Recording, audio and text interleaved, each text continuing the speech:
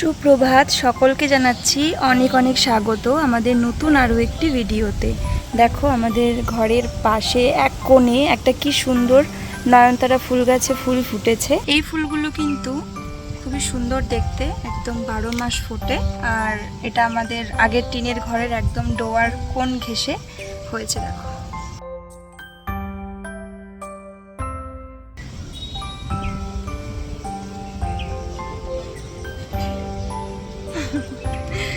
তো সকলকে জানাচ্ছি good morning and welcome back to our channel Akash পাপড়ি।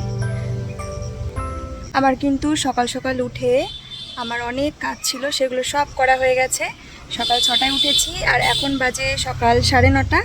তো 9:30-র মধ্যে এই 6টা 7টা 8টা 9টা 3.5 ঘন্টা নন স্টপ কিন্তু আমি প্রচুর কাজ করেছি, একটু রেস্ট না নিয়ে, যাতে কাজগুলো আমি খুব বেশি রোদ ওঠার আগেই সম্পূর্ণ করতে পারি। তাই বলে কাজ যে এখন শেষ সেটা নয়, মেয়ে উঠবে, মেয়েকে নিয়ে তো সারাদিনের কাজ রয়েছেই, বাকি ভিডিওর কাজ এবং আমার জুয়েলারির মানে ভিডিও শ্যুট রয়েছে, মানে আমাদের গহনা জুয়েলারি ভিডিও শ্যুট রয়েছে, সেগুলোর কাজ কিন্তু আমি এখন করব। তো তার জন্যই আমার এখন ফ্রি, মানে আমি একটু ফ্রি, যেই চাপগুলো থাকে ধরো একটু দেরি করে উঠলে সেটা এখন নেই। তবে কিছু খাবো, খুব খিদে পেয়ে গেছে। সকাল সকাল উঠলে এমনি খিদে পাই, আর একটু কাজ করলে তো খিদে পাই। তো সকাল থেকে অনেক কাজকর্ম ছিল, সেই সমস্ত কিছু যদি আমি ভিডিও শ্যুট করতাম তাহলে হয়তো একটা ব্লগ রেডি হয়ে যেত।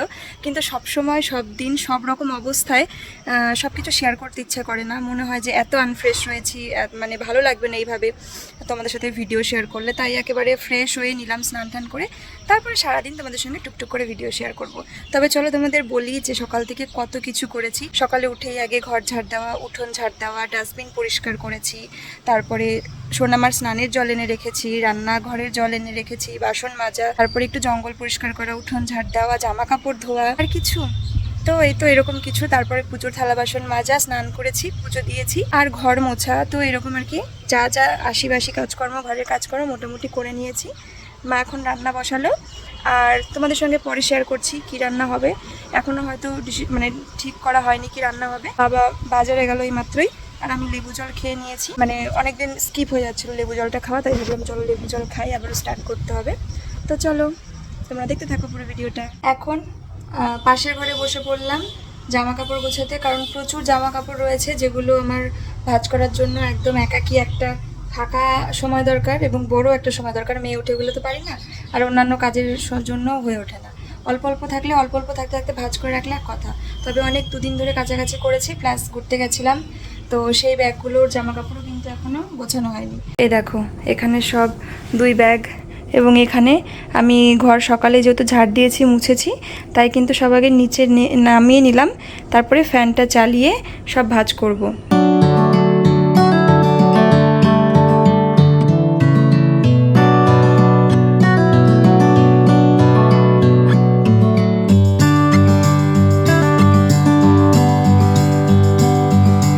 এই দেখো সব জামা কাপড়গুলো কিন্তু ভাঁজ করে নিলাম। এই যে এখানে আমার জামা কাপড়, এগুলো একটু যেগুলো ভালো জামা কাপড় রয়েছে এখানে, আর এখানে তোমার দাদা ভাইয়ের প্যান্ট টি শার্টগুলো, আমার নাইটি, এখানে সোনামার সব যেগুলো ভালো ড্রেসগুলো, এগুলো সব সোনামার বাড়ি পড়া ড্রেসগুলো, আর এখানে ডাইপার, আরও কাঁথা টাতা রয়েছে, এখানে সোনামার সমস্ত প্যান্টগুলো, হট প্যান্টগুলো রয়েছে। তো এই আর কি, এগুলো সব এবার জায়গা মতন চলো গুছিয়ে রাখি।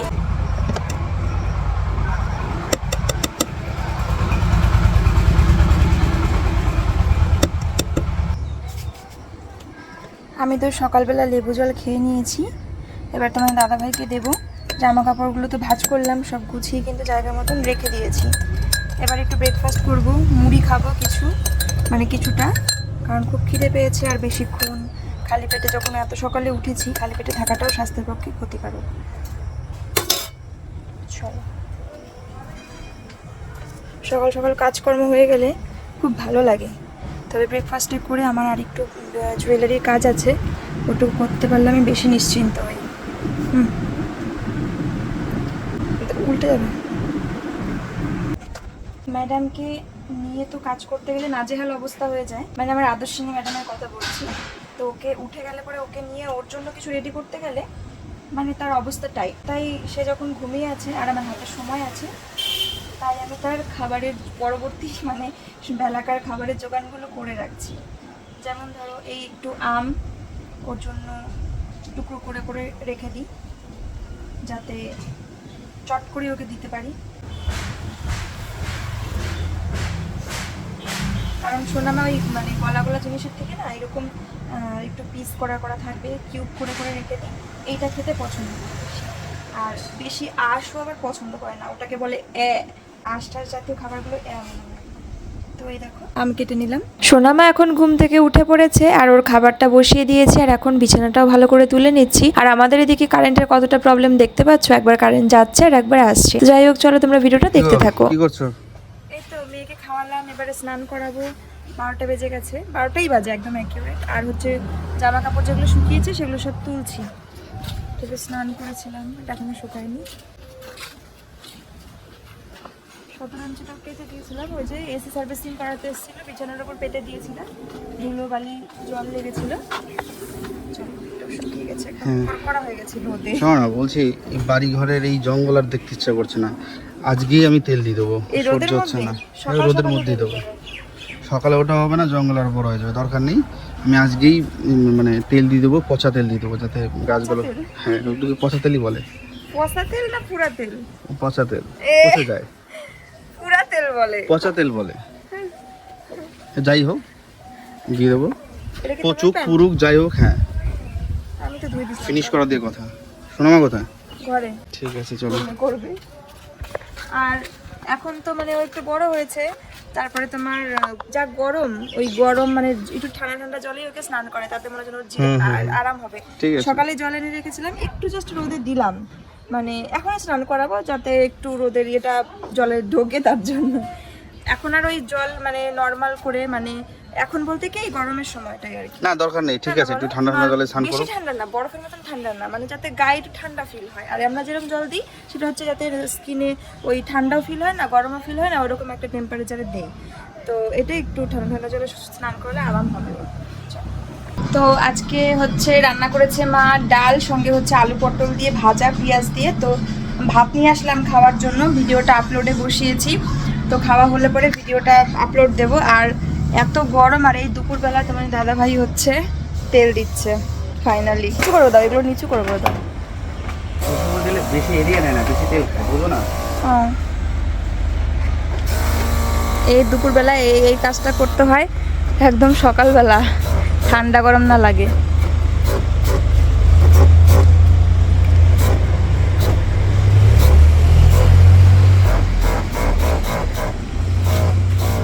গাড়িটা সরিয়ে গাড়ি নিচে যে জঙ্গল করে দেবে না।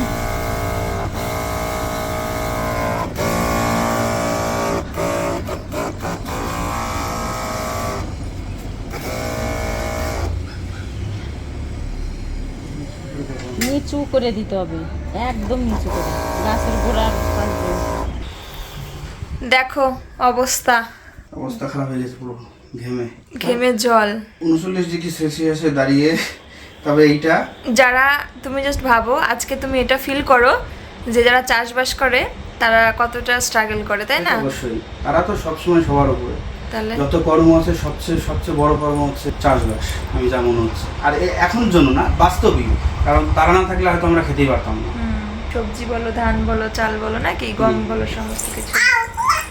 তারা কাজ করে না, তারা পুণ্য করে। হ্যাঁ, কোনটা পড়ে যাবে, অন্ন জোগাড় করে দেয়, আর তাও এরকম খেটে, তাই না বলো? তারা কোনো লাভই পায় না। হ্যাঁ, খুবই মিডল লাইন এসে প্রফিট নিয়ে যায়। হ্যাঁ, তো যাই হোক, এই যে তোমার দাদা ভাই, তুমি একটু জিরিয়ে নাও, বুঝলাও? নলে হ্যাঁ, স্নান করার আগে একটু জিরাও, নলে এরকম রক্ত গরম হয়ে গেছে, এরকম অবস্থায় চান করলে মাথায় জল ঢাললে পরেই পুরো ঠান্ডা গরম লেগে যাবে। একটু জিরাও, একটু 5-10 মিনিট একটু জিরিয়ে নাও, তারপরে এই শরবত পানি দেবো না, স্নান করে এসে ভাত খাবো।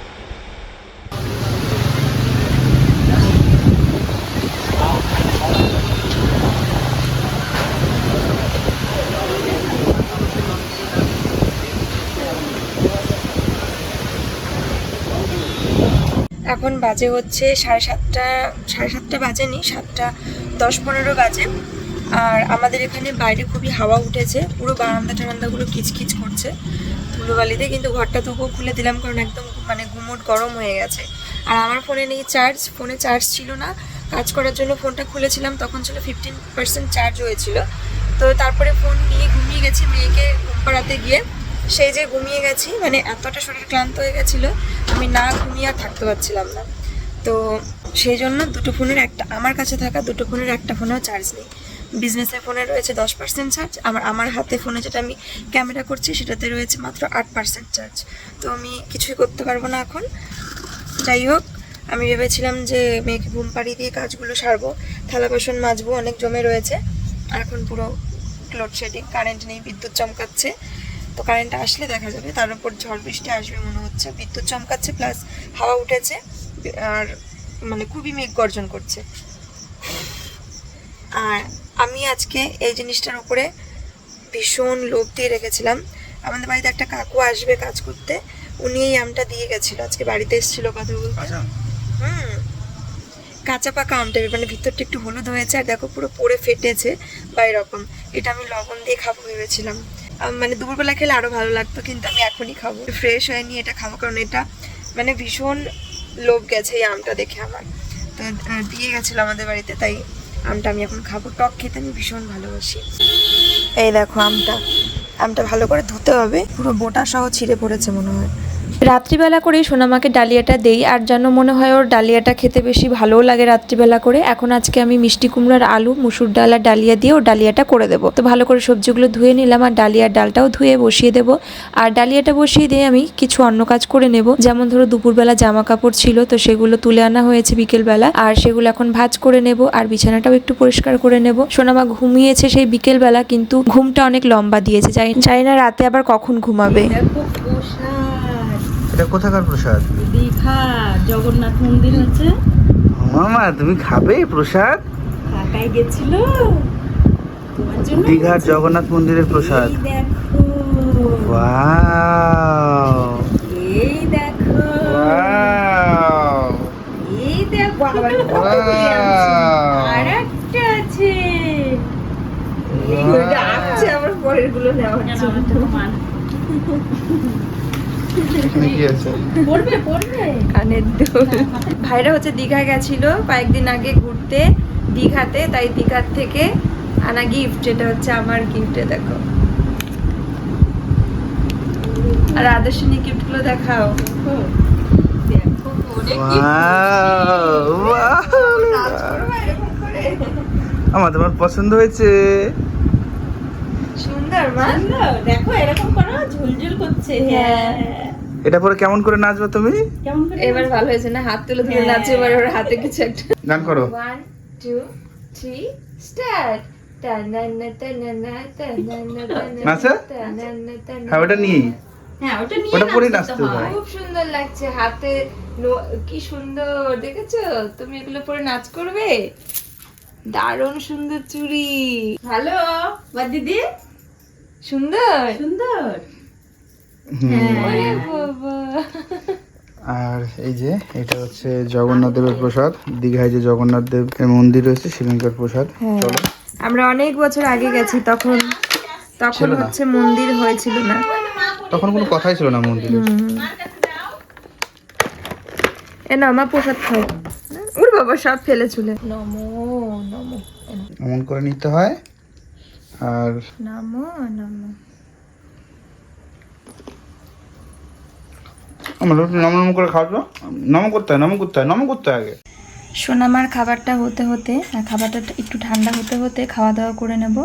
তো আজকে দেখো রান্না হয়েছে আলু পটল দিয়ে রুই মাছ, আর গরমের সময় তো পটল সবজিটা গরমেরই সময়কার, তো সেই জন্য কিন্তু, আর আমার শ্বশুরমশাই আর কি খুব পছন্দ করে পটল সবজিটা খেতে, তো ওই জন্য দেখো পটল দিয়ে রুই মাছের ঝোল, পটল ভাজা এগুলো হয়। তো চলো খাওয়া দাওয়া সেরে নিই। আমি চট করে থালায় করে অল্প কটা ভাত নিয়ে নিই। আমটা খাওয়ার পরে দাঁতটা না টক হয়ে গেছে, আর কেমন একটা খিদেও পাচ্ছে না। হ্যাঁ খাবো। তো এই হচ্ছে তরকারি, আর আমার কাছে পটলের থেকেও বেশি আলু আর ঝিঙেটা খুব ঝিঙেও দিয়েছো না মা? আমি ভেবেছি কি পটল, আমি এতক্ষণ ভাবছি কি পটল, তা আমি ভুল বলেছি, আলু পটল নয়, এটা আলু ঝিঙে। আলু ঝিঙে আমার খুব ভালো লাগে, আলু ঝিঙে দিয়ে পাতলা মাছের ঝোল, কচি কচি অবশ্যই, বেশি মানে বুড়ো হয়ে গেলে হবে না। তোমরা কি পছন্দ করো কিনা অবশ্যই জানিও। আর পটল দিয়েও হয়, ঝিঙে দিয়েও হয়, বেগুন দিয়েও হয়, অনেক কিছু দিয়েই করা যায়, ডাঁটা দিয়ে। তো চলো চটপট খাওয়া দাওয়া সেরে নিই।